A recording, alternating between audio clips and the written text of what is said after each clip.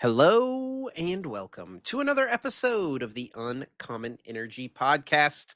On this week's episode, we're going to be talking about a pretty sweet new update to the Pokemon trading card game live, the trainer You know, trials that have been announced, which is a pretty cool new update. We'll talk about that. We will, of course, talk about the brand new Team Rockets cards that were recently revealed. And talk about how there seems like there's going to be a lot more still to come in the future as well.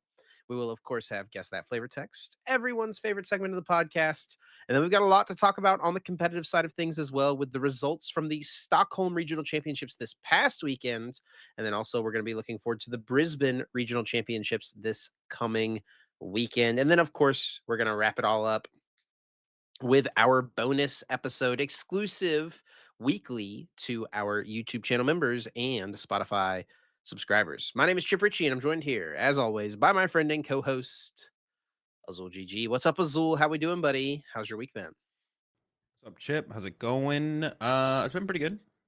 No complaints. Got back into uploading on YouTube and streaming last week as well. I think, yeah. I think I streamed before like the last episode that we had, or maybe I started streaming like literally on Tuesday last week. To be honest, Yeah, I'm pretty but sure when we had our call last week because we record yeah, Tuesday nights. I was like, "Have you started streaming yet?" And you said, "Yeah, I streamed today." So so did the restream of Stockholm over the weekend. It was early for me, and they hit me with the good old switcheroo going today too. Because when I initially looked up the times of when the streams were happening, it was like 2:45 a.m., 2:45 a.m. But then all of a sudden, day two started at 1 a.m. And they changed it up. They bumped it back 2 hours or so. So had to get up a little bit extra early for that one, but went pretty smooth. Didn't feel too tired. I actually didn't even take like a nap after I did the streams. Like I woke up at 3 a.m. day one, 1 a.m. day two. I got 3 or 4 hours of sleep both days. But yeah, after that, which is probably best that I didn't take a nap. I didn't even have to take a nap either day, which was nice. So powered through. Um, so did that. Excited for the new set dropping this week, of course, on Thursday, along with rotation. For those of you who don't know, I get that question still. People are like, um, they know the new set's coming out Thursday, but then they're like, "When is rotation?" But they'll be like I've had people ask in my chat, like, "Yo, when is the new set dropping? When is rotation happening?" And some of my chat will be like, "New set comes out Thursday, but it doesn't rotation happens 2 weeks." It's like, nope, it all happens. They're not. That would be so unfortunate if that's how they release it. I think on PTCGO that did happen a couple times. They would release the new set, but the that's how they rotation always did it. well, at the end there, it was correct. They made the new set come out like they pre-rotated. But yeah, for anyone who doesn't know, official rotation happens like April 5th, April 4th or Yeah. something that week. It happens the day that Journey Together is legal for tournament play. And Yeah, tournament legality for cards happens 2 weeks after their official release date. yeah. But we get the set on Thursday. So it doesn't officially become tournament legal until 2 weeks after that. Rotation doesn't officially happen 2 weeks after that, but there's no reason PTCG Live shouldn't be updated ahead of time. So yeah, rotation happens this week on Thursday with the set release of Journey Together, which I am excited for. And I do feel like the last couple set releases have been pretty smooth on PTCG Live. So I'm not too worried about bugs. I know I always kind of see, I feel like I see Trust Your Pilot on Twitter fear mongering a little bit before every set release. Like, all right, how many bugs are we expecting? What card do you think will be the most bugged or break the game or something like that? So he's getting in there with the cloud farming a little bit or engagement farming. But love what Pilot does. Besides, I don't hate him for that. I love what Pilot does in general for the community. Yeah, for sure. But yeah, that's what I'm looking forward to. That's what I did this week. What about you, Chip? How was your week? Week's been pretty good. Yeah, it was a pretty good week. On last week's episode, we spent quite a bit of time. People joked that we were becoming the anime slash Clemson Yeah, basketball that was podcast. that was And funny. then Yeah. for anyone who doesn't know, who doesn't keep up with basketball, Clemson lost in a massive upset in the very first round of the NCAA tournament. And so Jeez. naturally, because I had just talked about it on the podcast, I had quite a few little Twitter replies of so and so, like, someone check on Chip Ritchie. Someone, I got a couple. It's really annoying because Clemson's not like a massive school. And so for a lot of people, I'm like the one Clemson guy that they know.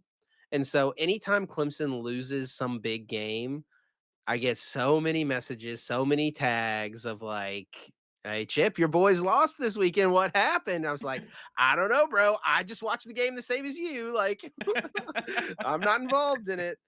But that was definitely a bit of a bummer. We lost to McNeese, which Never even honestly, heard of what? What is it called? McNeese. Never even heard of that I wouldn't before. have, but I think we played them in the tournament last year as well. So that was the only other time I had heard of them. So Is your bracket already chalked, I assume then? I did not make a bracket. I haven't Oh, done that okay. in a while. I just kind of assumed. I used to be Um, all about the bracket, but not in quite some time. It's too much effort, and it's something that you will just never get. It will never be right. Someone gets it right. No, no one gets it right. No one's ever made a perfect bracket. Actually? It's like statistically impossible.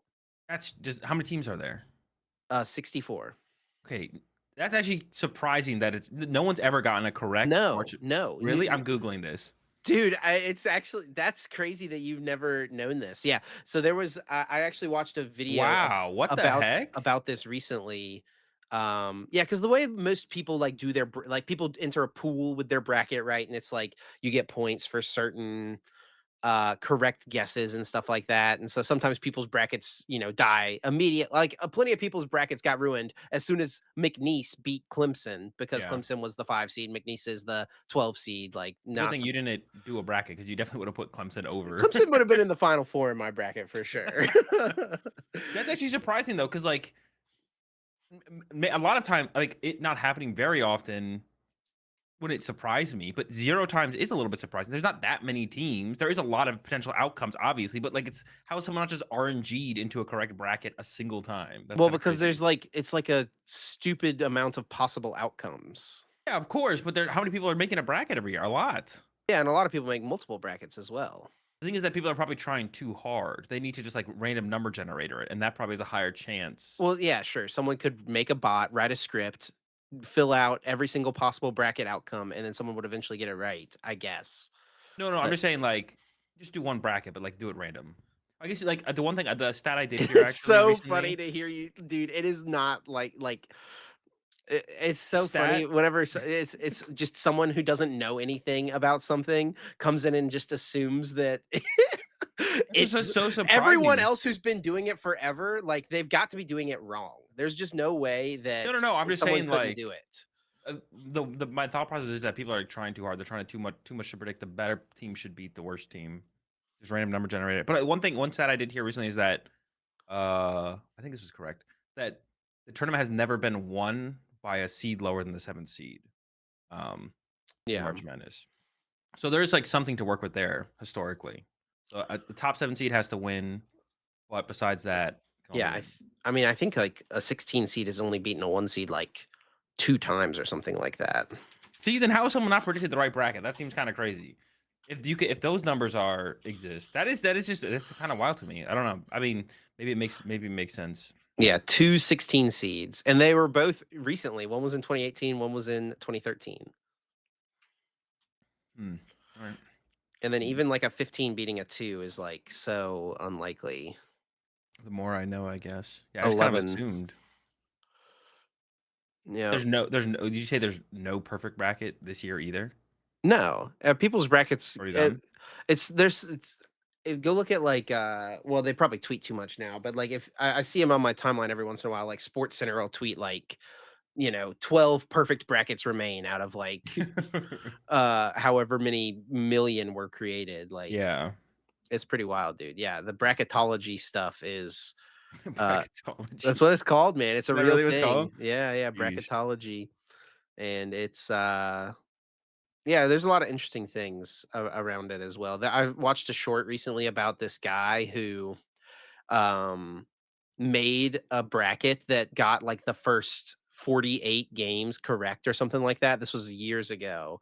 And he filled out like a thing for his work pool, and like people from ESPN or CBS or something were trying to get a hold of him. And like they flew him and his son out to the games for the Sweet 16 and Elite Eight because no one had ever gotten a bracket that predicted this many games correctly. And then he missed like over half of his Sweet 16 round Mm, games. absolutely farmed. He got close though. I mean, that's as Yep. close as anyone's gotten. But I think, like, at the end of it, it was, like, not even none of his teams that he had picked to make the championship made the championship. So, when it was all said and done, his bracket wasn't even actually that good Yeah. because it was, like, an average bracket or something like that because, Mhm. like, points are scored based on how deep people go and stuff, similar to, like, when people do, like, Pokemon drafts and stuff, right? Yeah. Just a really hot start, but couldn't close. Couldn't close. Fizzled for sure. But yeah, that's it. Enough basketball. We won't lull too many people with it this week. You got any updates on solo leveling over there, buddy? No, I'm a couple episodes behind because I only watched I was dubbed, joking. but I was joking. We don't have to go into it. but it is still the most overrated anime of all time. It's like a fine show. I'll put that out there one more time. More people agreed with me than I thought I would actually in the comment section or even on my people came into my Twitch chat throughout last week and they were like were agreeing with me that the show is definitely just very overrated. It's like a fine show, but there's not a lot of depth to it, like literally at all. But yeah, let's go ahead and let's get into some PTCG live updates. Actually, before we do that though, actually, I will say I did play some PTCG live last week, despite it being old format. I played a little Golden Go, and the client is definitely there was like a big update pre Vancouver or something. I hadn't played PTCG Live since then, but the game in general, it feel PTCG Live in general feels a, quite a bit better. There's still some things that need to be improved, but a lot of like the little quality of life upgrades that they've made so far are everything feels like it's headed in the right direction. And I think I've always said this like since PTCG Live has come out, we're always gonna eventually get to a point where PTCG Live feels good as like a Hearthstone. The problem is it's taking so long, and who knows how far away we are from that. The first upgrade I want to see them make, quality of life upgrade, is I want the prize cards to just be drawn for you. I'm tired of having to draw prize cards. It doesn't make any sense. We're drawing random cards. Why am I drawing the prize cards? Just draw them for me. I'm just trying to play more games of Pokemon as fast as possible. Stop inhibiting that my ability to be able to do that. So I am thinking about making like a video here in the next couple of weeks or so, or maybe when I get back from Atlanta, kind of picking out every little thing that I want to see upgraded on PTCG Live. They've already done some of them. I had already had like a Google Doc with a list of it prior to playing PTCG Live last week, and they've already been checking some boxes. So that's like good to see, I will say, before we get into this big update this week. Oh yeah, and one more thing I saw that I wanted to make sure we made people aware of for anyone who's planning to attend. The Portland Regional Championships registration does open up today, the day that this podcast releases, Wednesday, 7 p.m. Pacific time. So be sure to set your clocks and check it out, arcanine.gg, if you are trying to register for Portland. I'm literally I'm gonna set my alarm right now because this is something I'm wanting to do to make sure because I missed what's the one that I missed Region D at least it was Monterey, which Yeah. I'm not gonna be going to, unfortunately, but uh yeah, that's the one I missed recently to register for. So I'm setting an alarm right now. All right. There we go. Well, let's get into this big new update from TCG Live. And this was something I was honestly really excited to see this. And I saw someone point out, I think it might have been Jake Gearhart, said something like, finally, we're seeing TCG Live do something that is unique and new and something that TCG Online did not have. Now, there are some things that TCG Live has always had that online didn't have, right? Crafting cards, a battle pass, things like that. But this is like a core gameplay feature that is Yeah. new, right? Like actual Something unique. content Yes. as As opposed opposed to to yeah, the way you acquire cards, right? Like that's what the difference between PTCG and PTCG Live is. It's basically you have to trade and buy codes or basically everything's free on PTCG Live. But yeah, and yeah, now they're actually adding new content to the game that PTCGO never had. So let's just hop right into it. This is from a letter to the community that came out at the end of last week. It says, evolve your strategy in Trainer Trials. Trainer Trials is a brand new game mode available within the casual matchmaking tab that offers rotating deck building challenges to change up how players play the Pokemon TCG. Trainer Trials tests trainers' deck building prowess within a limited time frame, while also allowing some cards that may not normally see as much play in the standard format to a chance to shine. The formats range from setting the maximum number of copies of a card in a single deck, numbers of a single card a deck can play, excuse me, all the ways all the way to supporting the Gym Leader Challenge format with TCG Live's card pool. Have some fun ideas for future trials? Let us know here on the official Pokemon forums. So basically, what this is going to be uh, little mini formats within TCG Live that last 2 weeks apiece. And we can just look at some of the examples here. Weeks 1 to 2, Singleton Showdown. So for the first 2 weeks, it's a standard card pool, so the regular standard format, and only one copy of each card is allowed, except for basic energy. So if you want to play a Dragapult deck, you get to play one Dreepy, one Drekloak, one Dragapult EX. It's changing it up a bit. We've Yep. got Twin Battle, similar thing, but each card must appear exactly twice. It has to be two ofs. We've got Gym Leader Challenge, which I think is a very cool thing to see them incorporate. Of course, Gym Leader Challenge is a very popular fan made format. Shout outs to Andrew Mahone. I know Azul and I have both played our share of Gym Leader Challenge in the past. Not something either of us keeps up with super aggressively currently, but it is cool to see it getting. It's something that I think you and I have both always been a big fan of, and Yeah. love to see that it's a way people are enjoying the game. So now that it's something that is able to be played online is very cool. Week 7 to 8 is the Silver Series card pool, only cards from the Scarlet and Violet series, only using common, uncommon, and rare cards. So, and cards without a rule with a rule box are not allowed. And then finally, expanded the last final week of this first round of trainer challenges or trainer trials, excuse me. Yeah, so this is really cool to see. I guess one thing I'll mention about Expanded and Gym Leader Challenge is they don't have access to the full black and white card pool. It is Sun and Moon on, something that has been missing from BTC July, but I don't actually think something that should be a priority. So I think there's a lot of other things to fix on BTC July before they worry about extending us back to the black and white onward series. 'Cause I think people who are like more try hard or not try hard, but more invested in the Pokemon TCG in general, fans of the game in general, will are people who want that. But I think with the idea of trying to get new players in the game and trying to have the client just be as good as possible for new people who pick up the game, it can't really be a priority right now. Hopefully, we get it by the end of the year, but I wouldn't actually even hold out for that. And maybe going to next year, they'll finally get the expand or the card pool to black and white. But we'll have to wait and see on that. But I think this is overall like I don't know if I'm going to be playing too much of these. I probably will try them out to be honest. And if I really enjoy it, then I'll probably play each one a couple times as it rotates to the next trainer trial. But it's a really cool thing to see for sure. I think this is a really big deal to have. The other game that I would point out that has kind of a similar thing, not quite, is Hearthstone. They actually have something actually very similar to this, where it's like a rotating game mode every week, but they also have like battlegrounds and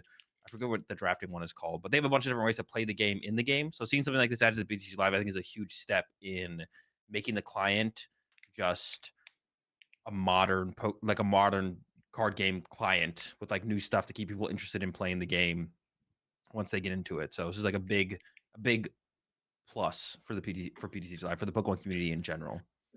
Yeah, I'm honestly super excited about this. It's like someone like me who doesn't spend a lot of time playing standard really anymore. Like this is going to be the type of thing that I'll hop in and play for sure. So I'm excited to give it a try personally. Yeah, like the deck building aspect and like seeing kind of how metas form around each of these unique formats, what decks become popular, counteracting those things, stuff like that. Yeah, I think there's a lot of really cool potential with something like this. And like there's like no ceiling to the different possibilities of what they could do as well, right? Yeah. Um, they could have ones where only certain sets are allowed. They could ban, they've done these type of things in VG before where it was like the top 10 most used Pokemon in VG were not allowed to be used for a certain format. Like they could do something like that. They have the Yeah. data of, top played cards. So they take the top 50 most played cards and none of them are allowed to be used. And then that's a new format. I mean, stuff like that would be really cool. Yeah, I'm sure one that they've already probably thought about is like doing like mono type only, so you can only play fire Pokemon or water Pokemon or whatever type. Like you only have one type of cards in your deck, Yeah. or one type of Pokemon in your deck. So yeah, the ceiling is kind of, or the possibilities are kind of endless with this kind of thing. I think it's a cool new way for people to play the Pokemon TCG through the online client, which is a really big deal because that's where the most people have the most access to be able to play the game. They still have a lot of quality of life stuff to update, and honestly, stuff that basically could be qualified as like a bug or just like obviously shouldn't be there. Like Gardevoir's ability is still broken, not broken, but it's like it takes forever to use. So there's still like a lot of quality of life upgrades they have to make, and that I think should be pretty high. Hopefully, is pretty high on their priority list. I think it's the biggest thing for like people wanting to play the game and retaining people to play the game. But then stuff like this is also pretty important when people get burnt out on a format, or even if, especially if they're like players who only like play with one or two decks and they're kind of bored of that, they have something else to go play and keep them playing Pokemon, keeping them interested in the hobby. So And it was cool too for Gym Leader Challenge. They actually kept what Mahone's current ban list is for Gym Leader Challenge. Like they followed his ban list exactly, which is cool to see because it shows that they're paying attention to like the format, right? And showing respect to, what the creator has chosen to do with it, right? But then also at the same time, it's good for gameplay as well because if Chip Chip Ice Axe and a Rangaroo and Hiker and stuff were allowed, maybe not many people would be playing this format because you would just be getting uh hand locked and not be having fun. Yeah, all the bans from Mahone so far. And I think Mahone goes back and forth with like his community specifically, who are some of the players who are most invested in GLC. So like I think there's probably a little bit of discussion about all the bans that do happen. I don't think it's just Mahone being like, I don't like Yeah, this card, yeah. I'm gonna ban it. So yeah, the community, I feel like in general, the community of people who play GLC regularly are also mostly behind or mostly all behind these bans as well as being like a positive for the format. So hopefully we see them keep that up with the if there's any future modifications to the format as well. Yeah, so very cool to see. We'll give them a try. Maybe we'll talk about it a little bit more next week if we play a little bit of the Singleton Showdown or something like that. But for you, it might be cool to do these as like your dude streams, your where you like take people's decks, so you don't have to Oh worry about yeah. the deck building process for some like starting from scratch and building a 60 card Singleton deck is a little overwhelming, maybe, and would Yeah. take a lot of the percentage of the stream up. So maybe taking some people's decks and then you could try a bunch of different ones. That's a That good would be idea, good. yeah. Yeah. Getting some help on that would be nice, to be honest. All right, well, let's move on to our next topic here. And this was a big one this week for a few reasons, and that is the Team Rocket cards. So I guess we didn't really talk about this, but something I guess we could at least just mention. Um, the new set did get officially revealed and all that in English as well. And um, and there was like the whole Pokemon Center debacle as well with Destined Rivals. So I What always was try that? to I don't hop. even know what that Well, there was like a queue of like 700,000 people waiting to get into the Pokemon Center. oh, like, online. Oh, Yeah, that's yeah, what yeah. everyone was tweeting about the Pokemon Center this week. I thought they was, like, trying to get, like, a spot at, like, NAIC or something, like, Mm-mm. I literally didn't know what they were talking about, but I'm usually pretty disinterested in anything Pokemon Center related because it is such a cluster for sure, so I'm not trying to Yeah. worry about that stuff. I Adding saw more how to hard this, of a though. time everyone was having, and I didn't even try, to be honest. So, yeah, it's rough out there, and I hope Pokemon figures some solution out very soon because I saw someone tweet something where it's like, I mean, this is like a prime time for people to like be enjoying the hobby, like where there's really cool cards, both gameplay wise, artwork wise, and stuff like that. So it's like you just maximum number of people that of all time that have been interested in the hobby, and it's like the supply is just not there. So like, I really hope that Yeah. something gets figured out very soon. The thing is, though, it's like that feels like such a big problem for them because, like, it feels like the scalpers are endless and kind of in like all the scalpers as well would buy more if they could, right? Yeah. So it's like I don't know, like Well, how far can unless you go? unless you could literally hop online and order it whenever you wanted for MSRP.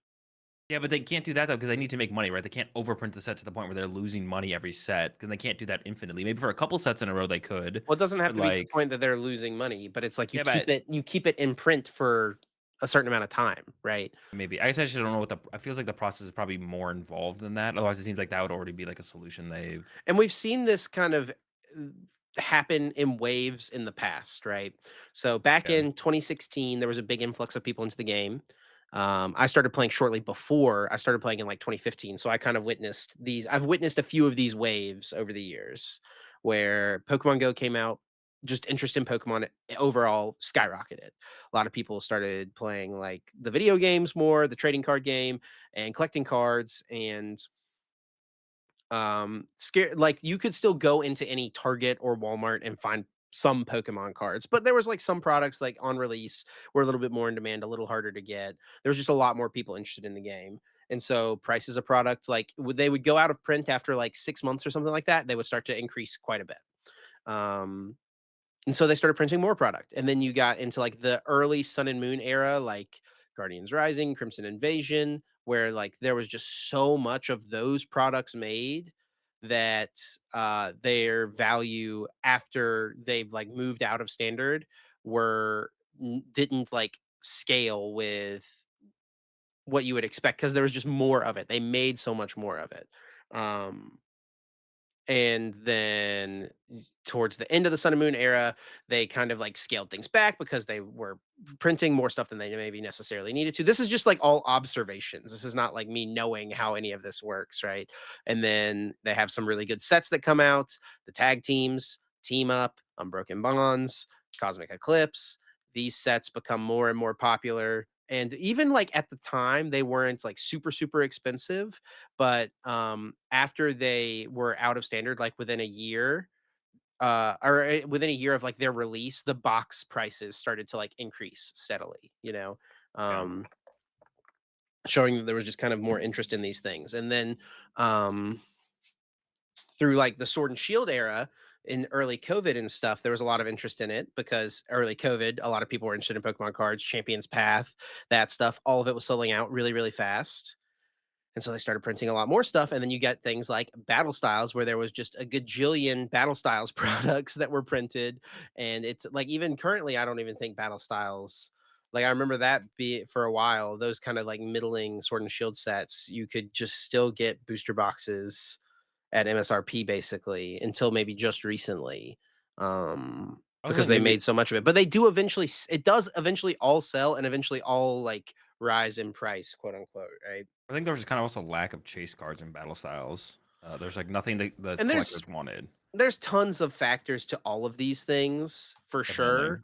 Yeah, maybe I'm Um, thinking it's more complicated than it is. Maybe there is a little bit easier of a solution, but I'm sure there. It does seem. I think one thing we can say for sure, it does seem like Pokemon is committed to trying to get the uh to circumvent the scalpers as much as they possibly can. Because we've seen multiple statements from them at this point where they're like, we're printing more product or we're trying to come up with solutions. So it does seem like they are aware and care and are trying to make it work for sure. So that's good to see. I think.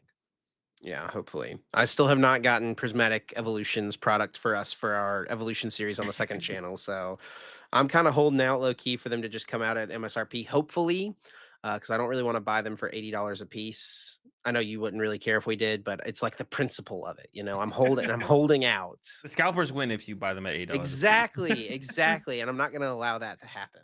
But then the people lose because they don't get the next evolution series We're for so far away from needing prismatic evolutions, it's fine, it's fine. We just released the Twilight Masquerade. We've got a couple recorded already. We've already got what's after that? Shrouded, Fable, Stellar Crown. Those are both recorded. We have the Surging Sparks box. So there's enough time. There's enough time. Right. Prismatic is coming up pretty soon after that though, so we'll have to figure it out. Yeah.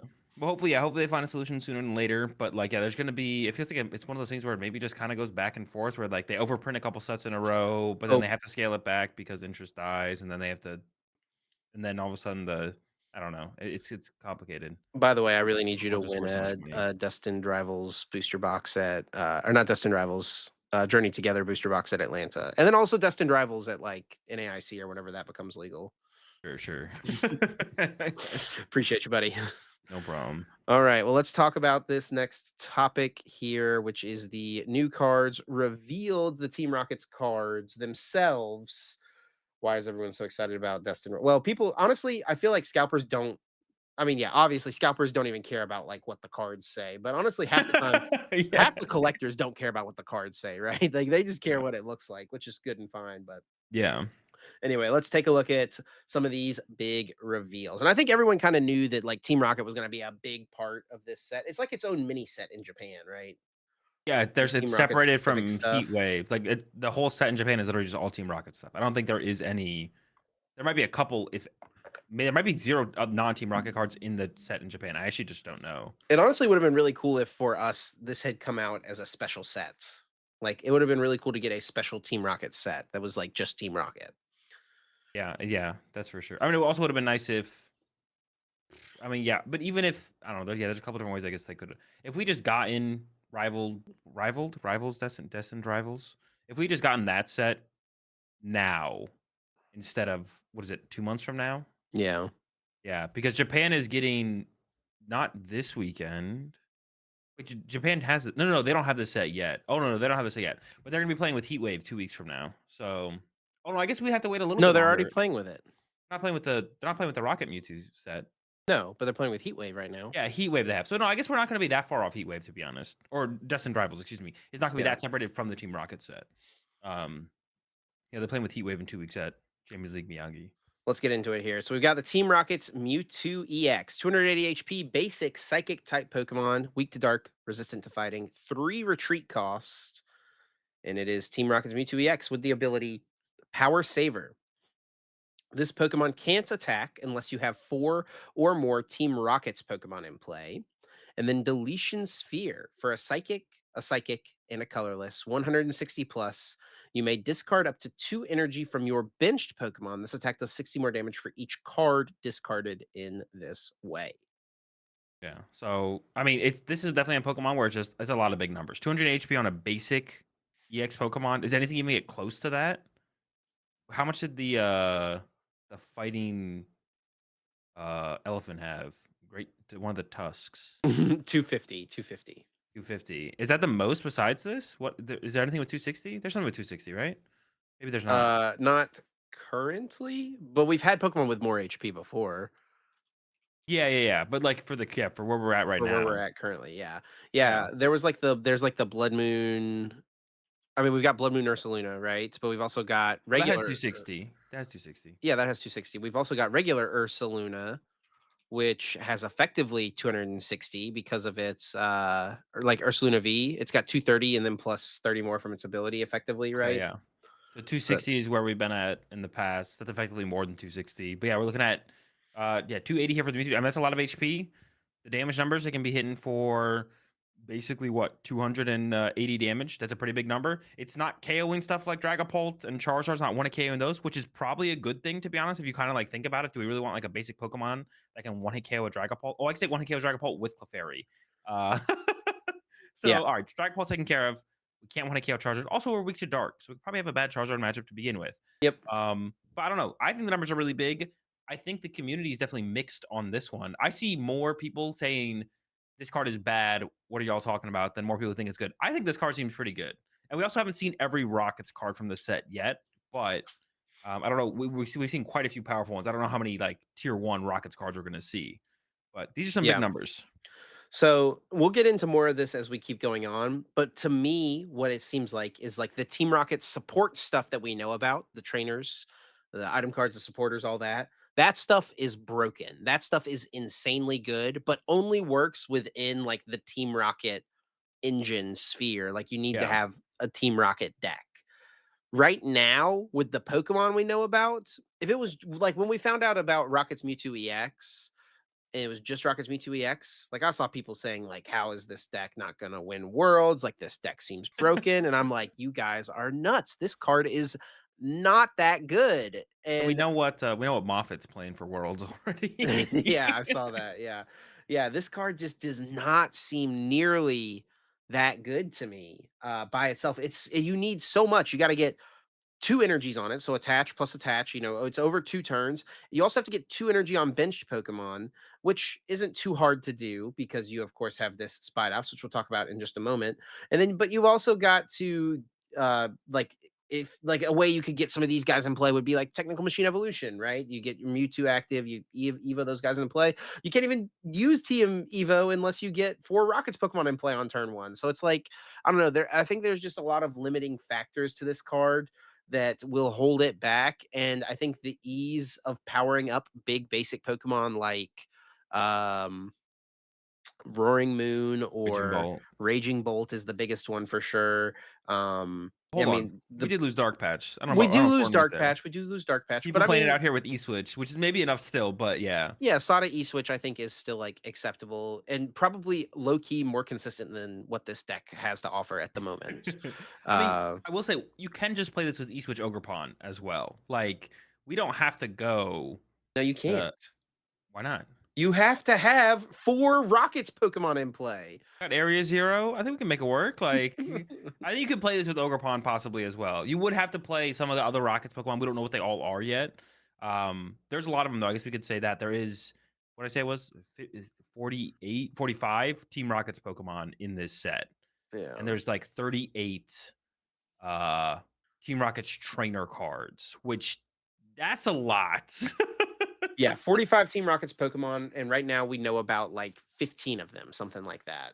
Yeah, So so who there's knows a what will there hopefully there's not just Mewtwo. Hopefully there's other rocket stacks to come out of this. I have to assume there will be some other rocket stacks. Maybe not good ones, but and something this serviceable. the rocket stuff did get immediately a lot better when we got this little tease of the Team Rockets Mimikyu, because this card, depending on what it actually says it does, which we'll talk about in a minute, that card I think could be definitely very good. All right, let's keep it moving here. We got the Team Rockets Meowth, Kitty Yoink for the attack. I just think this one's funny. Choose one random card from your opponent's hand. Your opponent reveals that card, shuffles it into their deck. So things that yoink cards out of your opponent's hand.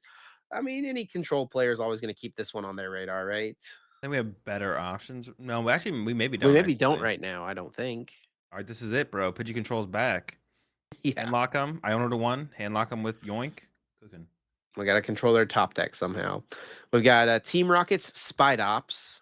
First off, pretty wild that Spidops came from, the Paldea region and is now a Team Rockets Pokemon. But anyway, Yeah, a lot charging of people up. were like making a stink about that on Twitter. I don't know the official video game lore, or even like I guess you could even call it like what's it called? Lore. It just doesn't matter. It shouldn't matter to the TCG. Just we're just trying to make good decks. We just want good cards. We want the game to be fun and enjoyable. Who cares if the lore is accurate? It's got the ability charge up. Once during your turn, you may attach one basic energy from your discard pile to this Pokemon. Yeah. So this will be like I said, I mentioned the Ogerpon, but this is obviously meant to pair with Mewtwo. It accelerates energy into play on your bench that you can then use for the attack cost of Mewtwo, and then probably play E-Switch so you can set up a Mewtwo in one turn. Because we haven't got to it yet, but Team Rocket's energy is effectively a double energy that you could then E-Switch one energy off the Spite Ops, and then your Mewtwo's fully set up. Yeah, and let's just go ahead and read it since you mentioned it. Team Rocket Energy. And this is what I'm talking about. Like the support cards around the Rocket stuff seem insane. Like this is a insane energy card. It can only be attached to Team Rocket's Pokemon. If it's attached to anything else, you discard it. And while this card is attached to a Pokemon, it provides two in any combination of Psychic and Darkness energy. Yeah, I mean that's pretty good. Like usually cards like this usually discard themselves at the end of the turn. I feel like historically in Yep. the Pokemon TCG, this one does not. It just stays there and worth 2 energy on the Team Rockets Pokemon it's attached to. It's pretty powerful energy. It is limited to Dark and Psychic, which I think definitely tells us that there will be some decent Dark Rockets Pokemon or some Pokemon that will synergize with this card. Whether or not they'll be good, I guess is the question. But there'll definitely be some synergy there for sure. This is the original Rocket Special Energy R energy, and it did just that. It provided two Darkness energy. It also made your attacks do 10 more damage, and it did discard itself at the end of the turn that you attached it. Yeah, We've got a Persian here. we could skip the Persian. I think Well, that's fine. okay. Doesn't seem great. And Meme then deck. let's just get into the rest of the kind of support here. So we'll start with the Giovanni. Team Rockets Giovanni. Switch your active Team Rockets Pokemon with one of your benched Team Rockets Pokemon. If you do, then switch one of your opponent's benched Pokemon with their active Pokemon.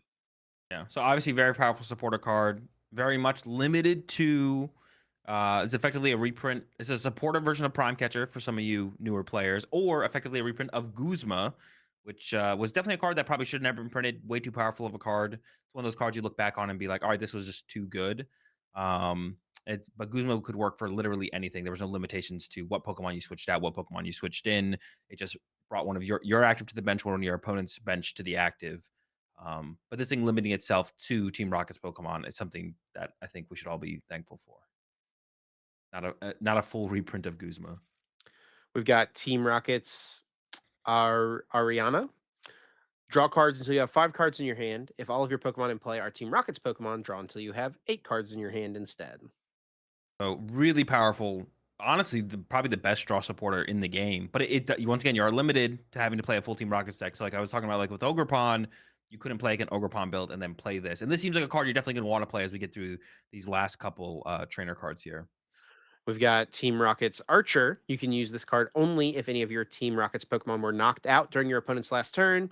Each player shuffles their hand into their deck. You draw 5. Your opponent draws 3. I feel like this is probably the most overlooked of the supporter cards. I feel like from what I've seen people talking about, this card is insanely powerful. I feel like being able to play this turn 2, put your opponent down to a 3-card hand, especially after if they go for, like, a quick turn 1 KO or something like that, like, that's just kind of it's kind of insane, to be honest, like, it's not as powerful as something like a Roxanne, but then your opponents have to have drawn 3 prize card. It's not as powerful as a late game Iona to 1, but this happening on, like, turn 2 of the game could be pretty hard to deal with, And you can recover from. play thin counts of some of those cards, like the Giovanni, the Archer, Yeah. because you have Team Rocket's Receiver, which is an item card allowing you to search your deck for one supporter with Team Rocket in its name, reveal it, and put it into your hand.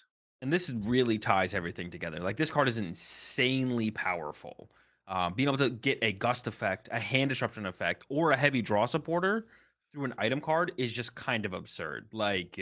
Yeah, and that's like what Chip was talking about. Like he wasn't blown away by the Mewtwo. I'm not like blown away by the Mewtwo either. I just think its stats are really good. Like I think it's a pretty solid card. Obviously, it's a little bit high maintenance with like needing the energy on the bench, needing a 3 energy attack itself. But I think it'll probably work out.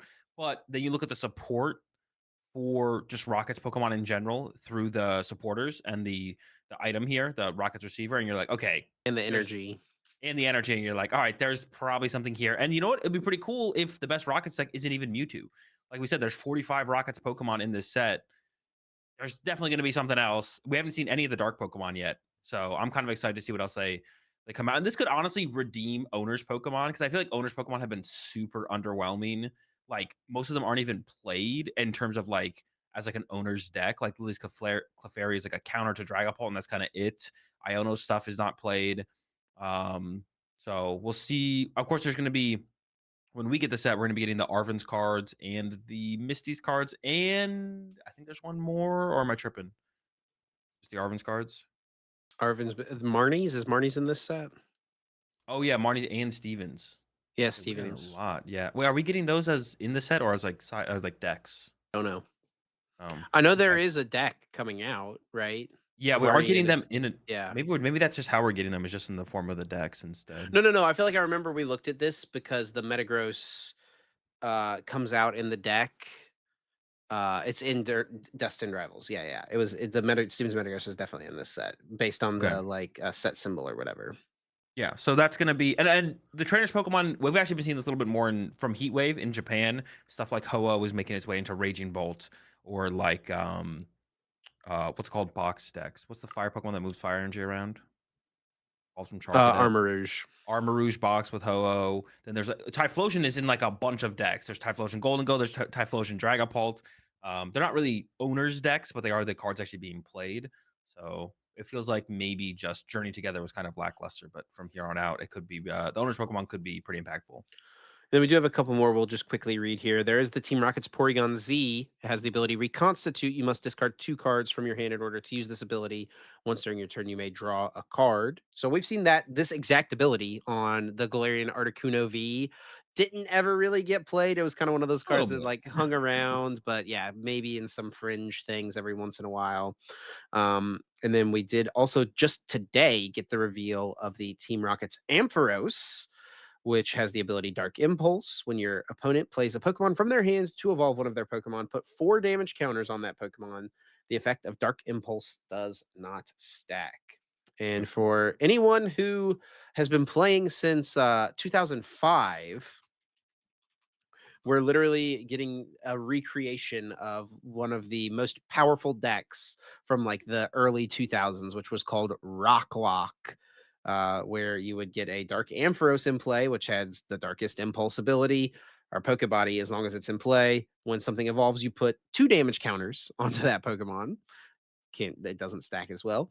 And then it was called Rock Lock because you would spam Ancient Technical Machine Rock, which is the exact same thing as Technical Machine Devolution.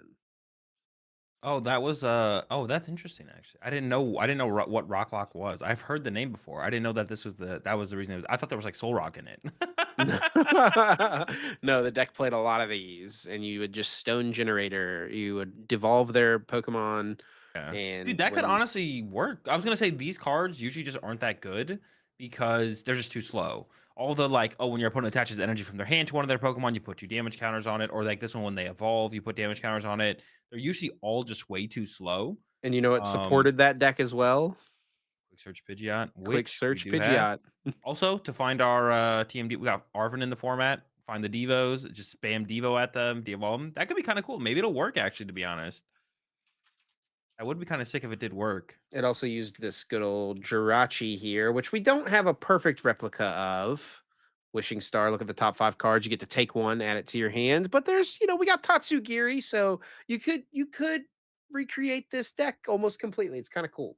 See it all Rocket's come back Jirachi. around. I would actually be surprised if they did come out with like something with an ability that said search your deck for Team Rocket's Pokemon or something like that. We'll see. But yeah, actually, I could see some actual hope for this card. Like I said, usually they're just kind of too slow. Like by the time you get your Ampharos online, your opponent evolves one more Pokemon. It's like, well, I 4 damage counters, I guess. But I mean, you could play 4 TM Devo with this thing. You even if you get online turn 3, you just hold them back with the Devos. They evolve, you Devo them again. They evolve, you Devo them again. Is there a What happens when you play against Rocket's Mewtwo EX? lose because that deck's broken and it beats everything? But that's fine. We knew that going into the tournament, and we are choosing to take the L to Team Hmm. Rocket's V2 EX. All right, though. I mean, Tweak the Dark. Maybe there's something we can play. Figure it out. Charizard. There we go. Charizard Ampharos TM Devo. Locked.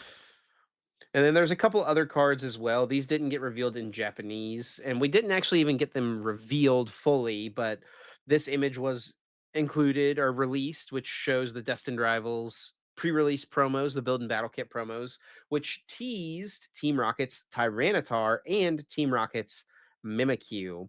And Team Rocket's Tyranitar looks like it has something to do with putting 2 damage counters onto maybe the bench basic Pokemon, something like that, between turns, which also taking it back to Rocklock as well.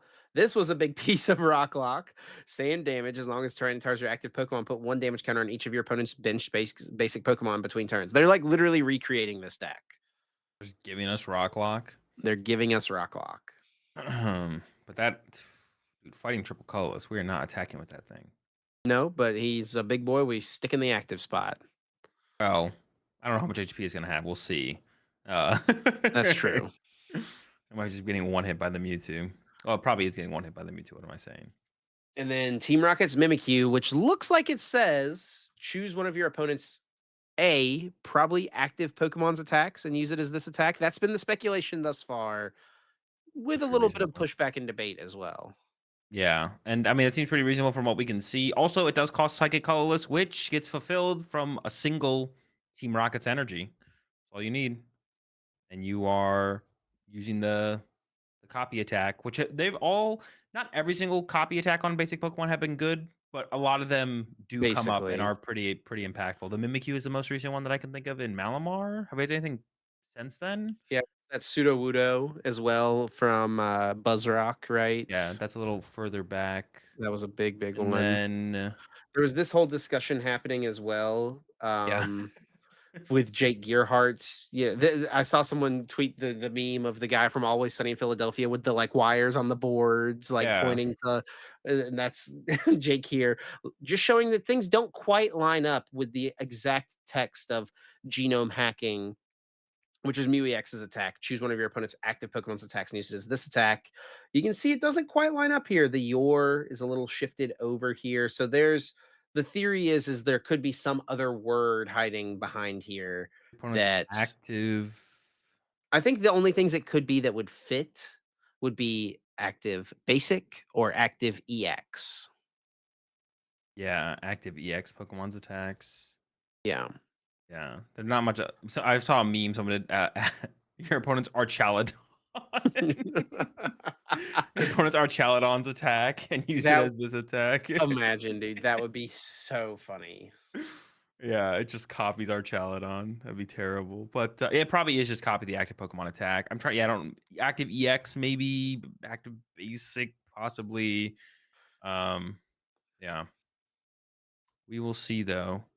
Eventually, there's not much else it could be for sure, right? Like, If there's some other thing here, it's probably my prediction here is it's going to be the same thing and like just the text is a little shifted for whatever reason, one reason or another, yeah, or it's EX Pokemon. That's my prediction. active EX Pokemon's attacks. That would need even more room though. Your opponent's active EX Pokemon's attacks. I have to add EX. in Yeah, there. and that's why it would be a little more squished in compared to this line. Yeah. Yeah, yeah. I mean, honestly, the thing to maybe check would be to, like, check it's, like, so it's going so deep for no reason, but all what about, like, you check the text on all these other cards, the Misty and the Fire one, and see how that lines up in general with text on other cards, and is that text just maybe smaller than or out of line compared to other texts? Who knows?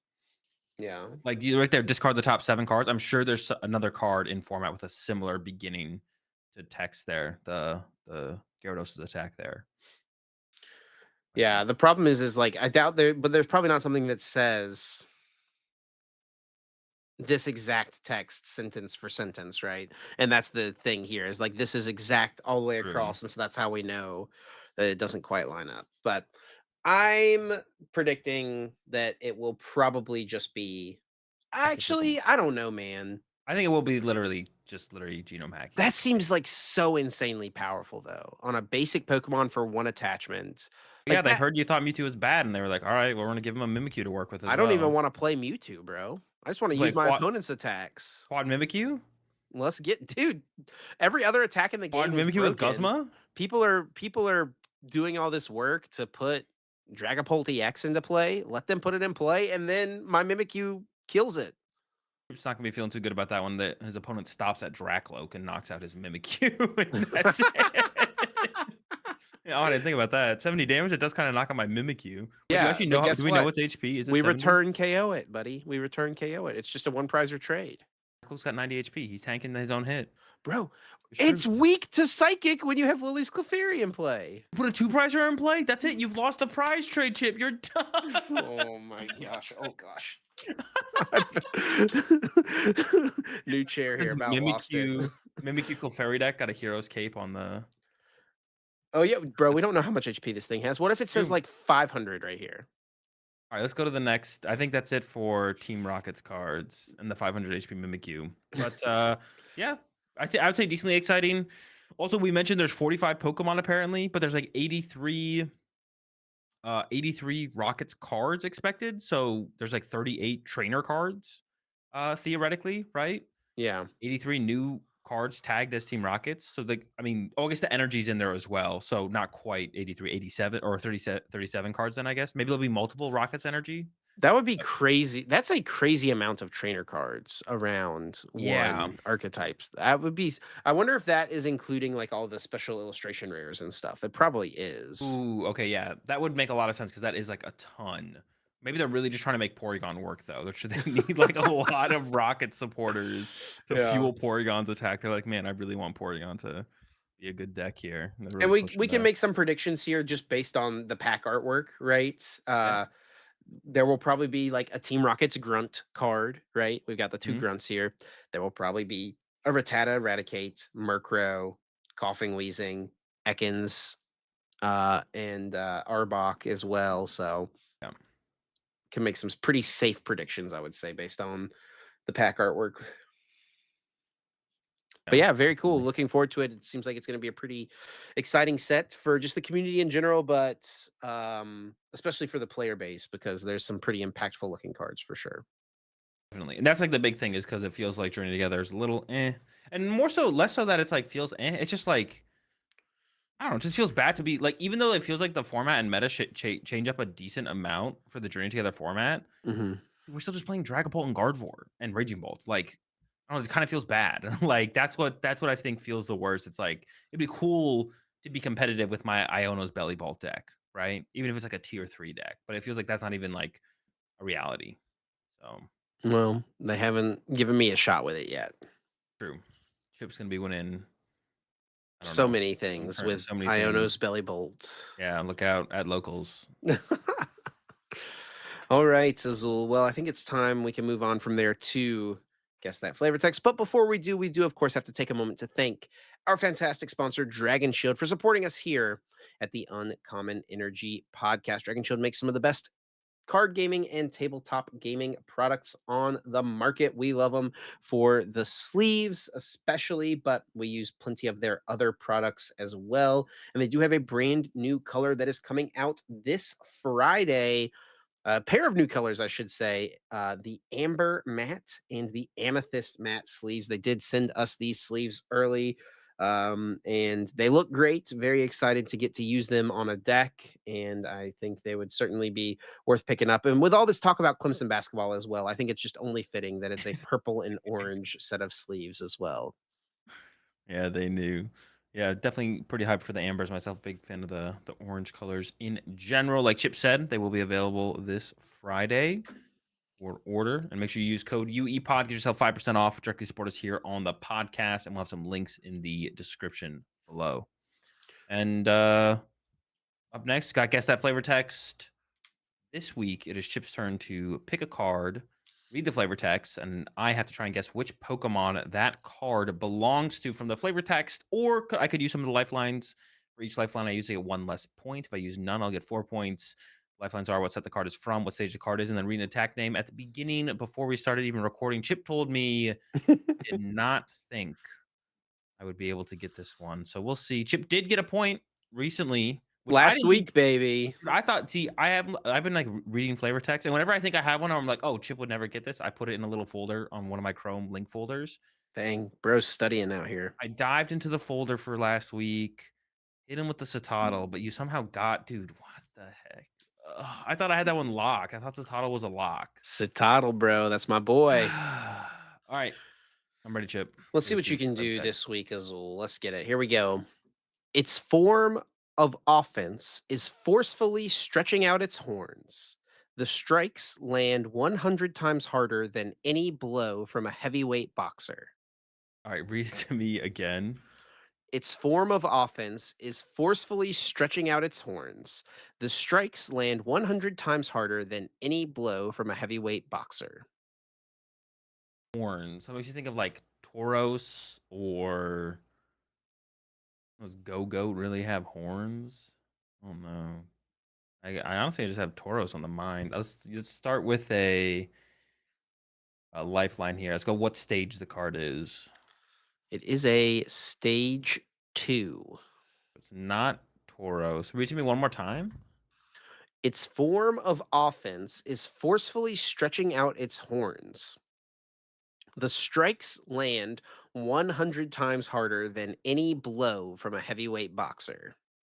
It hits hard. Dude, that's so weird. It stretches out its horn. It's just like weird. All right, we got to use some more lifelines here for sure. What set is the card from? It is from Fusion Strike. All right. I mean, that's the set with Mew V Max, the fusion Pokemon. It's not any of those, though. Oh, give me an attack name. Let's use them all up here. Buster Tail. Ooh. Wait, read it to me again? Its form of offense is forcefully stretching out its horns. The strikes land 100 times harder than any blow from a heavyweight boxer. I feel like, well, this doesn't help me. I think Baxcalibur has Buster Tail. So I immediately thought of Baxcalibur, but it's not Baxcalibur because Baxcalibur did not come out in Fusion Strike. Wait, did it? Could it have? Does Baxcalibur have horns, though? See, this doesn't sound like Baxcalibur. I don't even think Baxcalibur has horns. Buster Tail, horns. Dude, I have no clue. This one is. Let's Uh, go with Tyranitar.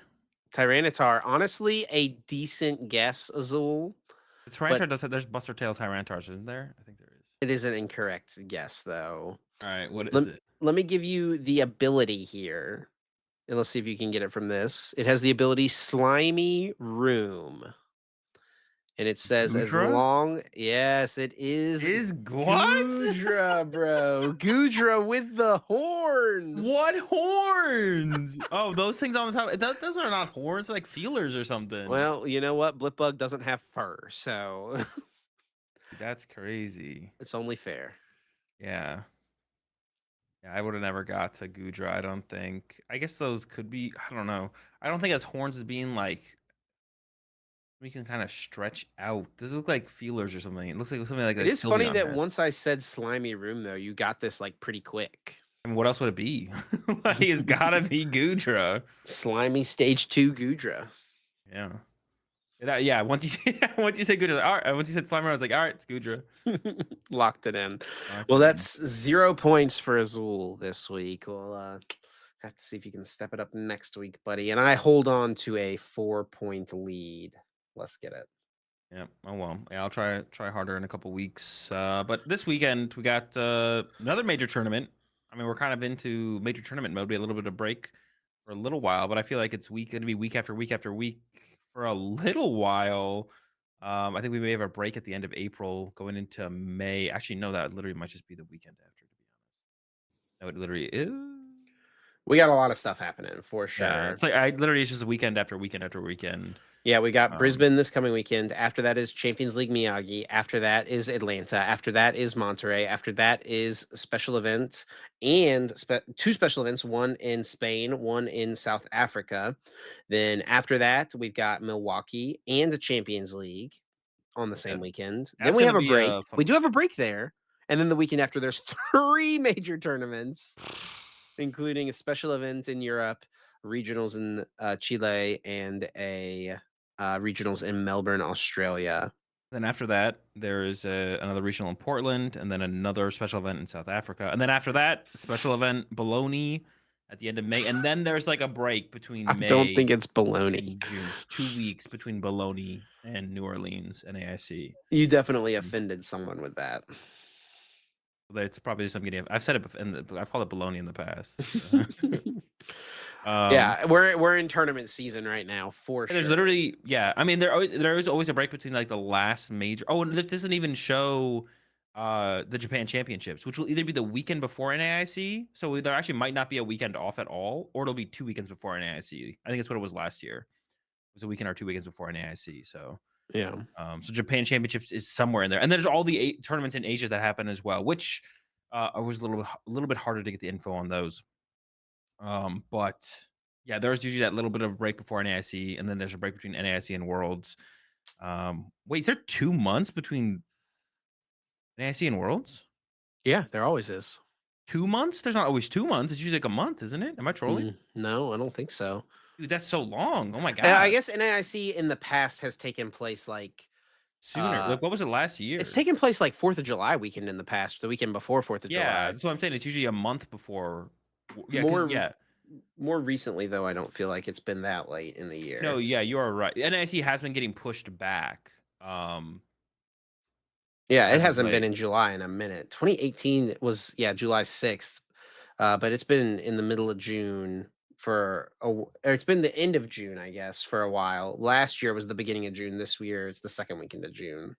Yeah, I'm gonna look back at June. Yeah, it was basically 2 months last year as well. It was like 2 months. Yeah. Yeesh, that's a long time. It is a Man. long time. There's Well, a let's is there gonna be a set there's gonna be a special set release probably in between NAIC and Worlds, right? Like we yeah, did last hopefully there year? will be something for sure. Yeah. Well, let's start off here by talking about the results from the tournament this past weekend. And the event was won by Isaiah Bradner with Gardevoir. And yeah, Isaiah was definitely one of the best players in the game that had yet to win a regional championships or major tournament, I should say. It was Yeah. actually his fifth finals appearance. He's lost two IC finals and two regional championship finals. And yeah, if you watched the end of the game, you could see how much it meant to him to finally kind of cross that off and get the major dub. Yeah, definitely. And the finals was really, really good as well. I think it was like they only played 1 game because it is basically a 1 game matchup even in Top Cut, especially with how long it took for game 1. So, Alessandro conceded without even starting game 2. It was possible for him to still technically win. There was a It would lot have of been really people that were, tough. like, kind of, questioning that on Twitter, like, the decision from Alessandro Well, yeah, to do that, but it's definitely suboptimal if your goal is to win the tournament because he did still have a percent chance to win the tournament. It was just like extremely unlikely, and I'm sure he was kind of burnt out after that game. But yeah. it was a really good game. That 1 game was really, really good. So I recommend if you're looking to watch top level Pokemon, that was probably the best game of Pokemon played all weekend for sure. And it arguably maybe the best game of Pokemon that has been on stream this whole season. Yeah. So I would say I'd recommend people go back and watch that game if they're looking to watch some high level Pokemon. It is control, so if that's not your cup of tea, then maybe don't. But Yeah. yeah, it's definitely been kind of like I feel like it's been a long time coming for Bradner to get the dub. Definitely one of the hardest working players in the game, puts more time in than most, and she's paid off decently well up to this point. I mean, he hasn't had 0 top finishes, like you said, made the finals multiple times, 5th finals here, finally puts it together with Gardevoir, which is a deck that I feel like has definitely been gaining some steam towards the end of this format. It's been popping up more and more and more, and we see more and more top players picking it up and running it. And we see last weekend, it felt like people were going back to Bravery Charm. But then going into this weekend, we see Bradner here and no Bravery Charm to be seen. It is kind of that Gardevoir, just Monkey Dory build with a couple friends in there, and the Flutter Mane, the Screamtail, and the Cresselia. Yeah, there's some pretty interesting cards in here. There's the Technical Machine Devolution. Pretty strong option, especially with the heavy Monkey Dory in this deck. You can do some cool things with like Screamtail, set some stuff up, right? Um, we saw this from Piper Lapine in Vancouver. She played that to a top 16 finish, a Gardevoir Technical Machine Devolution build. And there's also an energy switch in here. Yeah. Now, I haven't put too much thought into this, Azul, so I'm just gonna let you fill it in. What the It's heck is energy switch for? It's just to use more Monkey Dories. It's to get off like an extra Monkey Dory on the turn. So you can go bench double Monkey Dory or bench second and third Monkey Dory, and you go Dory Dory, switch over to the new Dory. So it's basically you get to use an extra Monkey Dory one turn sooner. Which I imagine the matchup that probably matters the most against is something like Dragapult, probably. I mean, I'm sure it's not bad against other things, but that has to be like the main matchup, I assume, where you really want that extra Monkey Dory usage one turn sooner. And as far and besides just interesting inclusions, I would say another interesting exclusion would be the lack of boss's orders. No Yeah. boss's orders, just a couple counter catcher, which of course is always super powerful in Gardevoir. So definitely planning to play from behind with the counter catchers, team evolution, stuff like that. So I think really nice, really cool list. Definitely some innovations here that we hadn't seen previously from basically anyone else. Which is something Bradner said in his interview, I think, as well. Well, there was an interview after his top 8 match or 4 match or after the finals was like, uh, he's like happy with his tournament his season so far in terms of like innovation. He feels like he's always innovating and doing something that people aren't doing, which is definitely what separates the best players in the game from everyone else. Is not just playing well, but coming up with something that other people aren't doing to gain an advantage that way. And I would say he definitely did that again here with this build of Gardevoir. Yeah, there's Um, also a couple of professors' research in here, which is something we yeah, haven't seen in a while as well. and it is a secret box build, but still no bravery charm. Yeah, so trying to be more aggressive with the researches as well, which is definitely interesting. And then he did take down Alessandro Cremascoli from Italy in the finals, who was, to no one's surprise, playing control. And if you look at this guy's limitless page, all he plays is control pretty much. Yeah, But yeah, Alessandro's been, yeah, I'd say one of the top European players for quite some time now, but he literally only plays control. So even if it doesn't seem like it's that great in a format, he'll stick to the deck. Um, so that might be why he maybe has less like top cuts than a lot of other top European players. Um, but he's someone who's like he was like a early adopter of this deck before it got super popular for sure. I played him at this LAIC that he got top 32 with Snorlax Pidgeot control, and people were not playing Pidgeot control back then. Really, it was like yeah, kind of a thing, but not so much. He was definitely a pioneer for the archetype. yeah, for sure. To no surprise. And yeah, I don't really have anything to say about control. I don't know if you do. It's control. I don't play enough control to really have an opinion on anything. I think one thing to point out, he did beat a Lugia in top 4. My predicted bracket was going to be Bradner versus Lugia. I did like a bracket prediction like once we knew what the top cut was, and I only think I placed 3 matches in the end is what I messed up because I thought Alessandro would lose Dude, how is it to not? How Lugia. have you not made a perfect bracket? What? There's only 8 games. Like, Dude, I'm one person. I'm saying in all of the March Madness brackets ever, it is surprising to me that not a single person has hit it when there's millions every year. But yeah, I don't have really too much to say about control. But did have the Giacomo in there, so I think was teched somewhat for control. So he definitely had a plan, and it apparently worked in the top cut match. I don't know how consistent it works, but maybe the matchup's not that bad. I know like Ursaluna is like a good late game attacker in the matchup. So and then we did have a top 4 Archaladon from Julius Brunfelt from Finland. Pretty yeah, normal list overall. Does have the 1/1 Dialga, Black Belt's training. These are all cards we're kind of used to seeing in the deck. No super crazy things happening here. yeah, it's got all the power supporters, the Turos, the training, the Thornton. It is a Pokestop build. I'd say that's like the one standout thing is a more aggressive list. Most people have been playing Jamming Tower up to this point, and the two Trekking Shoes do feel out of place to me, but yeah, I don't know. It's a Sander moment right there for sure. Just two Trekking Shoes hanging out. We got a Dragapult build here, the Slowpolt with the Monkey Dory, the Ursaluna from Kim Pobega. Yeah, nothing too crazy here. It feels like this feels like definitely a list built on top of the Fernandez build for sure. The Defiance Vest is like the big card that I always see the Fernandez is Yeah. talking about and hyping up, and we see that is in here. Also, I guess does have Halucha and the Monkey Dory, which I don't think I've seen a list with both yet. I don't think the Fernandez have ever played Monkey Dory and Halucha, so that's something a little bit different.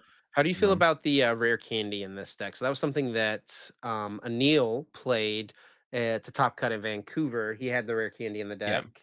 But I saw an interaction between him and Gabrielle on Twitter where Gabrielle was calling out the rare candy as like not a good card in the deck. That's interesting. I don't know. It allows you to like make use of your fourth Dreepy when you prize a Drakloak and still retain more Drakloaks in play, which I kind of like. But I feel like you don't set up for Dreepy that often because you need other stuff on your board, or like if you prize one, it just doesn't kind of work out. So I don't know. From having played 0 games, it doesn't feel necessary. And in the situation, from their success, I definitely would trust the Fernandez brothers before anyone else with the list, having played 0 games. But I will mention Tord also played the Red Candy at EUIC.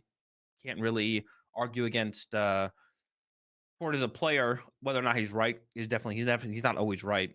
One thing I will mention as well, Gabriel was in my chat while I was watching Stockholm, and he was like calling out like the Latias in the builds as well. Whenever a slow pot would make their way on stream, he's like, "That card's terrible." He's definitely very passionate about this deck. Can't blame him with the success he's had as well. He definitely has some strong opinions on it, but like I said, he's got the success to back it up. So Is the um, Latias so you can like get an attachment and retreat into Badu at the same time? I assume. I have to assume that has to be part of it. Also, Ursaluna in the late game, if you use Ursaluna early against like a Maridon deck, because you can go like attach Crispin turn 2 into an Iron Hands with Ursaluna or something like that, then being able to like pivot out of that potentially maybe is another reason. Some more just more mobility, I guess. But honestly, having Latios on your bench sounds pretty terrible in most matchups. So I think I side with Gabriel on that one a little bit because that card seems awful to have in play. We've got Cloth here from Drew Stevenson, a top 8 list here. Nothing super crazy in this deck that we haven't seen before. There's the Reggie Yeah. Drago, which has come in and out of lists, but it's not a surprise to see. Yeah, nothing crazy. Once again, it kind of has everything. Like we see the stuff, the cards that Ryuki was kind of lacking at UIC. It's like seems like people are doing the Monkey Dory thing, but they're putting the Iron Bundle back in. They're putting the Ursaluna back in. It Yeah. really is like everything in this deck now. Yeah, so dude, I didn't quite realize how diverse this top cut was. We've got a Lugia here, a 2/2 Chinchino build, but the interesting thing to note here is the Radiant Charizard for sure. We talked about this last week a little bit after it got top cut at Vancouver, and yeah, I mean it seems pretty strong to be honest. Yeah, honestly, I kind of like the switch up that they went for here. They're including the Razar, but then they're not playing Ursaluna, so they still have that efficient late game attacker. It's not as tanky, so it's not going to be able to survive a hit, but you still have that. And then you get to include a more aggressive attacker. That's a one prizer for stuff like the Golden Go matchup. Because Ursaluna obviously doesn't pair well into that matchup. There's no Weird Deer as well, but it kind of does that for you as well. So I kind of like that. I like that. I kind of like that the Radzard over the Weird Deer plus Ursaluna. And we see they snuck the Water Pawn in here as well, which is like definitely a very iffy card. When it works, it feels incredible, but it doesn't come up that often. So you also found some space for that. Yeah, Pretty cool list, actually. got good old Snorlax, Blocklax in the top cut. We've got what the heck does Root Fossil do here? Increases their retreat Oh, cost and by retreat 1. cost. But Okay, how is sure. that better than a Snorlax? I'm a little bit confused. Yeah, why is this in here over like a third Night Stretcher to get back another Yeah. Snorlax? And we see it is kinda like the turbo, build with the 3 Pokestops and 3 trekking shoes, but it's not playing usually when I've seen those turbo builds in the past, they play the, miraculous headset, or is that what it's called? Miracle headset? Yeah. Whatever recovery because you just, like, mill to the headset, you chain headset with Silene to recover supporters at turn after turn after turn, but this one plays Megaton Blower. So I assume that's for Lugia. So you can beat Lugia. I think you were just like Silene, the Megaton Blower, turn after turn after turn. Some crushing hammers to help out, maybe. I don't know. But definitely an interesting build. Also, don't really have any thoughts on it, to be honest, because once again, don't really play stall, don't really play control. Yeah. Oscar Madsen with a Dragapult build in Top Cut. Triple Badoo in this deck. Yeah, dude. I think I've been saying this recently. I think Oscar is like one of the. I really like the decks that Oscar comes out with. I'm a big fan because he doesn't just cook up like every. I really like what he puts out as far as decks and deck lists go. And maybe I would probably say the same thing for people like Tord if they were more public with like all of his deck lists and stuff like that. But like Oscar really just like all of his lists, they're not just weird or wacky, but they're also super competitive. And like all the inclusions that he has in his deck, it feels like they all have purpose in like a competitive setting. It's not just a weird or wacky deck to be weird or wacky. This is a little bit more tame, I feel like, out of like some of the stuff that Oscar like talks about as far as deck lists go. But I'm a huge fan of Oscar, what he comes with as far as deck. So if you're looking for someone to get some inspiration from, or just look for something a little bit different than Charizard Pidgeot 6.0, then go follow Oscar Madsen on Twitter because I'm a big fan of what he cooks up, and I think you would be as well if you check it out. So huge shout out to Oscar, and he's been honestly doing. He got what top. He got ninth at EUIC. Yeah. Just got top cut here. Like he's been putting in the results as well this season. Yeah, and he's tweeting lists pretty regularly. And it's like the type of thing as well, you can tell like, yeah, like some people will just like, oh yeah, I want to build a Cynthia's Garchomp build, just paste in standard supporters and stuff like that. But there's like more thought behind these things for sure. Yeah. It feels like. Yeah, whenever I look at an Oscar list, I'm like, okay, it feels like he has put more time and effort into this, and like every card that he plays in the list has like a purpose in like a competitive setting as well. Not like something like super memey or super gimmicky just to be memey or gimmicky. So, Yeah. I expect big things from him honestly in the future. I feel like he's a player. I feel like this has to be like his breakout season, for sure. So I'm going to be excited to see where he goes as a player moving forward. Fabian here with a top cut with Gardevoir. I just can't get behind Irida and Gardevoir. Oh, there's 4 Arvin and 2 Irida. Okay, I can get behind it when it's like that, I guess. There's But only three sometimes Curlia. yeah, I did that is a oh, it's only a 1 rare candy build. I thought it was a 2 rare candy build. I assumed it was 2 rare candy. Yeah, I heard that because they mentioned it on the cast when Hetty was on stream. And they mentioned that Hetty was only playing through Curlia. And someone in my chat said that Hetty and Fabian were playing, yeah, the exact same 60. That is weird. 1 candy. If you had 2 candy in here, I'd be like, okay, I can understand the 3 Curlia. So it's trying to be like a little bit more aggressive of a Gardevoir deck. Um, Dude, I don't know. This list is weird to me. I also always just like hate Irida and Gardevoir decks, but usually people are like sacrificing Arvins for Iridas. But this list literally has 4 Arvin and 2 Irida, which is wild. They really want to find you really want to find that turn 1 secret box, I guess. Got the Um, Manaphy back in here. yeah. That's interesting. Is Manaphy even that good right now? What are we sniping? Who's sniping right now? We've got the Water Ogerpon True. in like the Lugia deck. Dude, honestly, like Radiant speaking of Greninja Manaphy, and Golden Go sometimes, but not even yeah. really. Yeah, there's not. I feel like no one's sniping right now like that. They were teching for Thomas. Oh, they knew what Thomas was bringing to Drago, so they tech for Thomas. Or Genius. Lost Box, you know. True. True. There's a little bit of sniping going on. But speaking of sniping, dude, just to bring this up real quickly, I've been looking at the results from city leagues, and it feels like Ogrepon box is having its up and downs, but no one is playing Shaman in literally anything. So it's like, dude, it feels like we're going back to. I feel like I definitely complained about this a lot in the Reggie Drago format. I'm just like, please, just put a Manaphy in your deck to protect yourself from Kyurem. And like people just kept playing Charizard and stuff with no Manaphy. People getting turn 2 Kyurems out here. I'm gonna be playing Shaman in a lot of my decks when it comes out. But people just never protect it. I feel like right now protecting your bench is a little bit more iffy for sure, but I don't know. Just like a random tangent to go off of. But yeah, last person in top cut was Thomas with the Reggie Drago. It's not 10-person cut here. And it could have been 12 people, I believe, but a couple ties prevent that. Thomas here got 17th at EUIC and then ran it back with the same 60 for Stockholm to top cut. I remember this list, the double canceling Cologne. I didn't remember it was Thomas, but yeah, the double canceling Cologne build here. And when we look at this list, there's literally not a single card in here for Badoo besides the Latias. The Latias is like the only card. We had nothing in here for Badoo at all. You're just like, all right, that's it. Honestly, I feel like Latias is one of those cards I could have seen maybe should have been included in earlier builds of Reggie Drago instead of the Switch, just because it's a way to move your Drago V or Radzard through a Pokemon search You card. definitely wanted the switch whenever Gardevoirs were playing Mawile for sure. Ooh, that is true. That is fair. That is fair. You're cooking. You're cooking. The double canceling clone is still interesting to me. I'm not 100% sure what that's for. Because it's because no, I just don't know. Because like Guardians aren't even playing Manaphy for the most part. So much Snorlax, It's bro. Fabian. I guess yeah. Cook install. Get him. All right, yeah, and then other than that, there's nothing super crazy here. There's an Iron Thorns. There is a Hydreigon in top 32, which is Yeah. cool to see. Someone cooked massively with this one for sure. Bro, people just keep running it back here. Netty with the run back as well from Oh, EUIC. true. Yeah. Same Uh, 60, run it back. I and love to see it. I believe Netty did lose. I saw Netty tweet on Twitter. I believe they lost the win in for cut with Hydreigon. Mm, So this isn't like a win up to 32. There's definitely a big difference between losing your win in and ending in top 32 and then winning up to top 32. There's like pretty big differences in terms of like your tournament success. So I put a little bit more value on this in your Hydreigon opinion. list. I put a little bit more value. Well, no, no, no.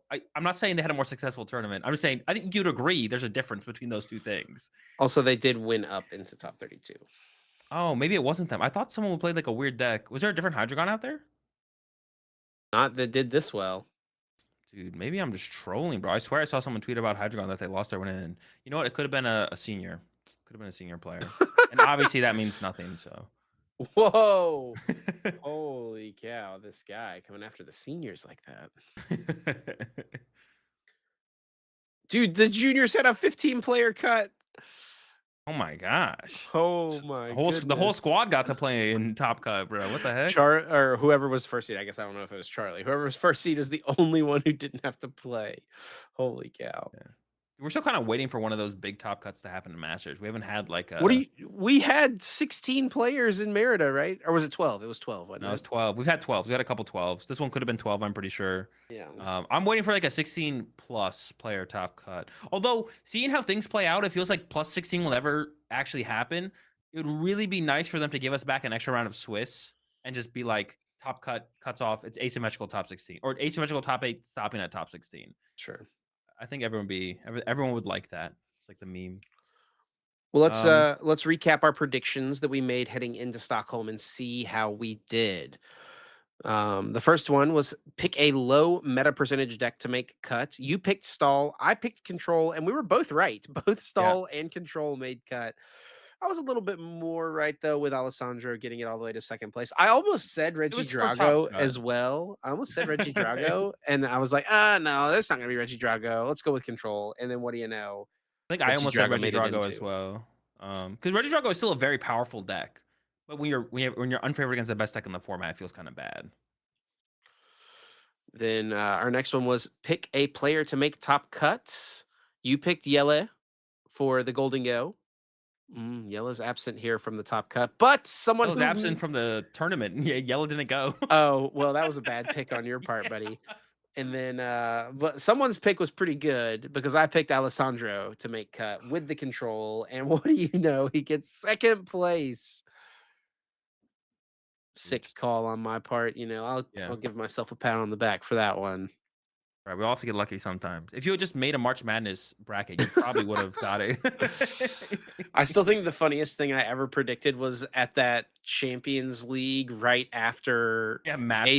A-Specs came out. I predicted Master Ball to win in Lugia, like because it was the only deck playing Master Ball, and it did win. That was so sick. Yeah. Yeah. That was definitely a good one for sure.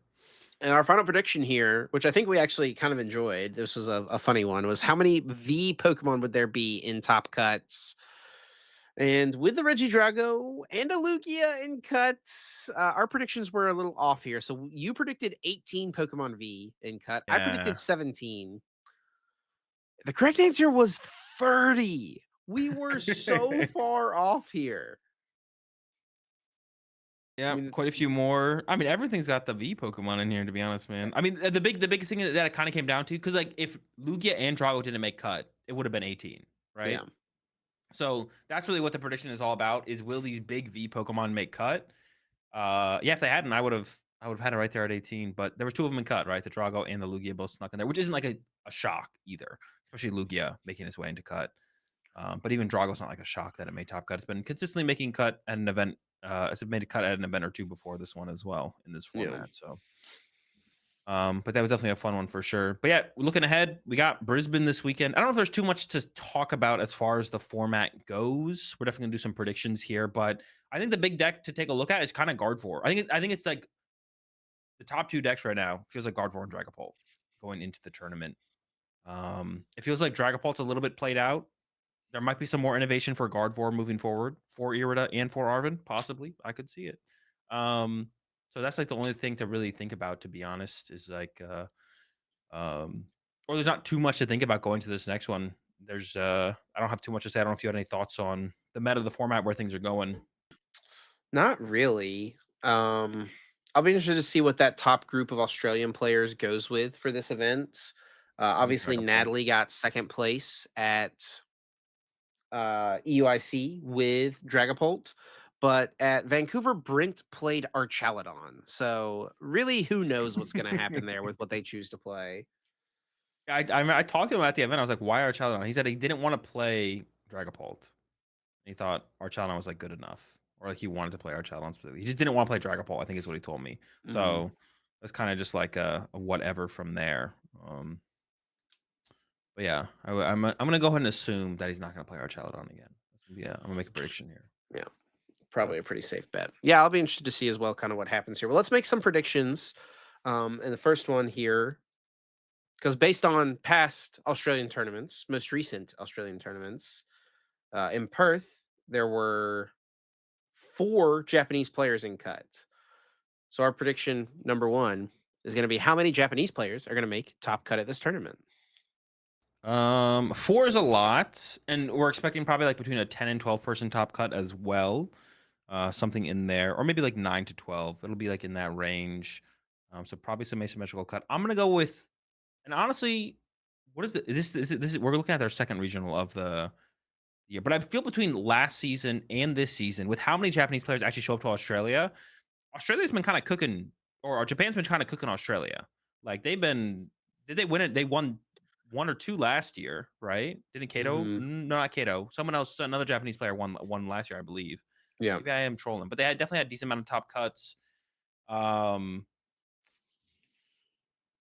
did they have another? Oh, maybe they didn't quite win one last year, but they got close. Spoke too soon.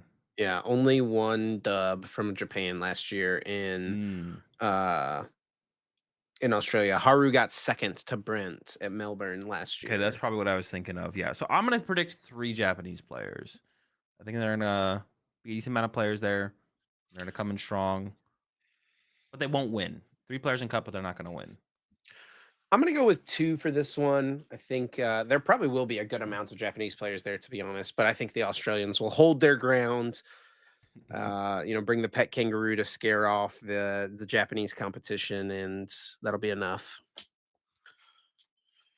Next up, pick a player to make top cut. This is kind of a fun one. We did it last weekend for Stockholm. Maybe we'll do it. We got this gauntlet of tournaments. Maybe we'll just do it the rest of the year. Um, yeah, pick a player to make top cut. Who you got, Azul? I am gonna go with Ryuki. I don't know if he's going, but I would predict that out of the Japanese players going, it seems like he is one of the players who travels a little bit more than the rest of them. And I mean, I think he's shown himself to be the best player from Japan this year, who's like ventured out to non-Japanese tournaments. Probably, I mean, one of the best players this year in general, outside of just being maybe the best Japanese player performing so far this year. By far, he's the best performing Japanese player this year. So, as long as he's going to show up to the tournament, he's probably one of the front runners to take it all down. Even so, I'm gonna go through Yuki. I'm gonna go with my boy Tim Danklin with the best mustache in the game to make top cut for sure at Brisbane this weekend. How cheesy do you think his deck's gonna be? He's probably gonna play Cloth, or He, Terapagos, Badoo, Ditto, yeah, whatever. he do be bedouin. That is true. That is true. Yeah. All right. And then you enjoyed this one so much last time, we decided to run it back. How many Pokemon V are there going to be in top cuts? So, for frame of reference, if a Lugia makes top cut and they play 3 Lugia V and 3 Lugia V star, that counts as 6 Pokemon V. Probably also have two Luminions, so it will be 8 from a deck like that. Yeah, Yep. we definitely under guessed last time. So we definitely need, I think we should have probably been in the 20s. I'm gonna go with 24. I'm gonna put +6 on my guess from last week. I'm gonna hit it with the 22 personally. Okay. What's gonna happen is gonna be like 10. It's gonna be a bunch of Dragapults and We're just Gardevoir. gonna ping pong back and forth with the correct predictions Yeah, each honestly, ooh, tournament. is that a prediction to make? Is Gardevoir gonna have a super successful tournament True. Could be a that factor. brings down honestly, I feel like Guardy I'm gonna stick with 22. So do you think so this is a question we can talk about with the Go for format it. right now because you were a couple of weeks ago we talked about Gardevoir. You were just like, I just don't think it beats Dragapult. And it's like, why would you play Gardevoir when you can't beat Dragapult, which is going to be a very popular deck and is also going to be played by very good players, right? Well, I guess I Um didn't think you couldn't beat it. I was like, if it's 50-50, yeah, it yeah, yeah, feels sure. yeah, it feels pretty You bad to definitely be playing seemed I Gardevoir. feel like you definitely seemed you seemed to think it was unfavored for sure. No, I think I was saying 50-50. Like 50-50 against the Dusknoir build, maybe favored against the non-Dusknoir. I don't remember for sure, but I don't want to put words in your mouth, but Okay, okay, yeah.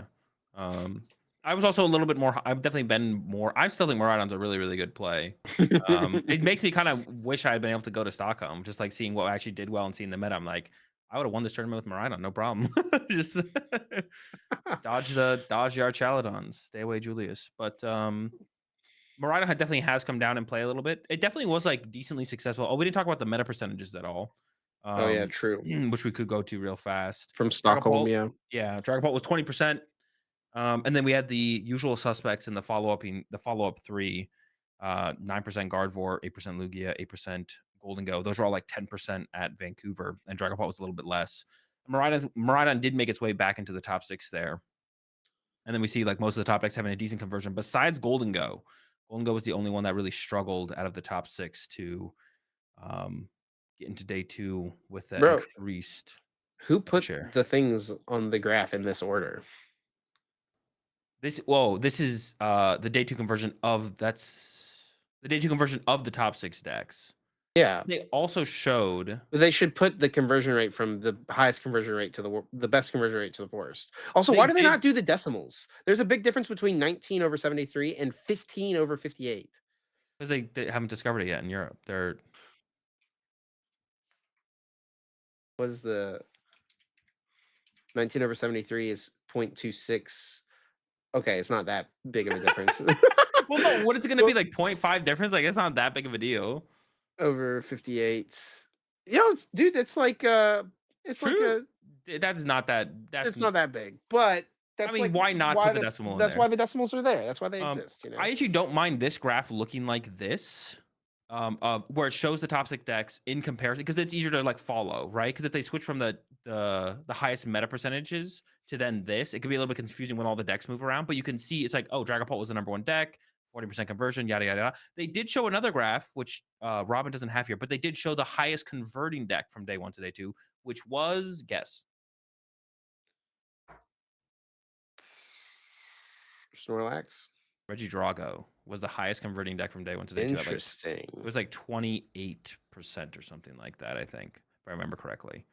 So that was actually really cool. I hope that they continue to do that in the future, to be honest, to show the converting percentage. Just more stats. I like looking at more stats. They had if you click on the top right image there, the unclassified percentage. Oh no, scroll down. Means absolutely nothing and shouldn't be on there because you can't do anything with that. Yeah, But we removed it from ours in NA. yeah, well, hit up Europe and be like, listen, add some decimal percentages, remove the unclassified because it doesn't mean anything and you can't do anything with that data. And then you guys, if you're not already planning to do it, add the conversion rate to Yeah, I hadn't your seen this personal. yet. And Um, I like the two different ones they showed. I like this one, and then I like the other one where they just showed highest conversion rate. Um, that's like the conversion rates of the top deck. So like two different things to look at. But that's pretty cool. I like those. More data is I always guess good. yeah, I guess it makes more sense that they showed it like this and then also had one that was Yeah. highest, so then that one was ranked properly, right? Yeah, exactly, exactly. Okay. But yeah, so I would say as far as these meta percentages goes, we should have talked about this first. But yeah, nothing crazy in the meta percentages, and I think it'll be pretty similar to what we see in Brisbane. I did actually talk to Brent about this a little bit, and his thoughts on like how tournaments play out in terms of meta percentages in Australia. And he says he feels like, and this kind of speaks to some of the results from Australia, like the 8 Palkias in top cut. He's like because they have so much fewer events people play them a lot more conservatively and just like play the best decks. So like Dragapult being like for this format for Stockholm in Australia, maybe Dragapult's like 25% of the meta or something like that. Yeah, Um, definitely. People play a lot more conservatively, like when we have the was it Brisbane a couple of years ago? oh, when everyone just played counter Lugia decks. Yeah, wait, hang on, let me Yeah, find that's that. that's a little bit different because there was like some area to take advantage of. Yeah, yeah, when Yeah, Tim Franklin won with the Frostmoth, Intellion Articuno deck, and then absolutely criminal deck right there there. was the Flappy Zekrom. Dude, the most Mickey Mouse finals of all time. And then yeah, Durant was the third place deck, and then you had Control in number 4. Yeah. Yeah, dude, they play it conservatively over there for sure. The Durant, dude. This is so sick that this deck actually did well at something. Actually insane. Dude, there was a time that Grant was kinda hype on this deck for a tournament, I remember. Yeah, I remember too. I don't remember which one it was. Was it in this format? Was it the Broken Lugia format? I don't It know if it might have was. been after. I think it was towards Oh, the end it of wasn't Durant's Grant. I think it was life. Isaiah. It was Isaiah, you're Yeah. right. Yeah, He was trying to yeah. get it to cook. I don't remember. Yeah, I don't know. Remember who had to I think put him Grant in the was kind of ground and on then. board with it though, if I remember. I don't remember for sure, but Dude, Isaiah alright. only plays a ladder, so he has like. Isaiah Williams, not, Isaiah Bradner for those Yeah, listening. Yeah. yeah.